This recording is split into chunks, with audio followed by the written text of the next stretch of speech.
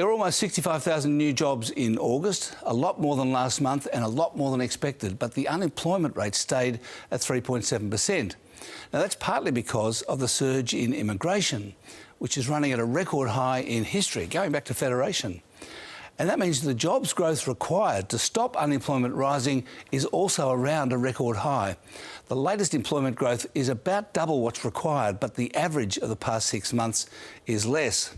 The other point to note, of course, is that unemployment is barely moving despite one of the fastest and biggest rate hike cycles in history. But it always takes a year or two for rate hikes to affect employment, so it's too early to relax. Also, the point of the big increase in immigration is to make the labour market less tight. So like the rate hikes, it's basically designed to increase unemployment, although it's just a pity there's nowhere for them to live. The Aussie dollar traded a little higher after the employment data came out because it probably means a very slight uptick in the odds of another rate hike.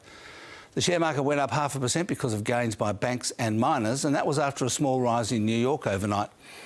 US inflation did increase as expected from 3.2 to 3.7%, but nobody cared. And there were only small moves on commodity markets, iron ore and copper up, oil and gold down. And finally, something quite momentous has just happened. Mexico has overtaken China as the biggest importer to the United States.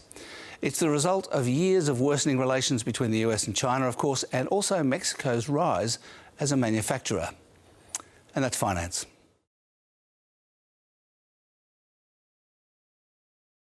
Thanks for watching. You can check out more finance news by clicking there. And don't forget to click subscribe down there to get all the latest updates from ABC News.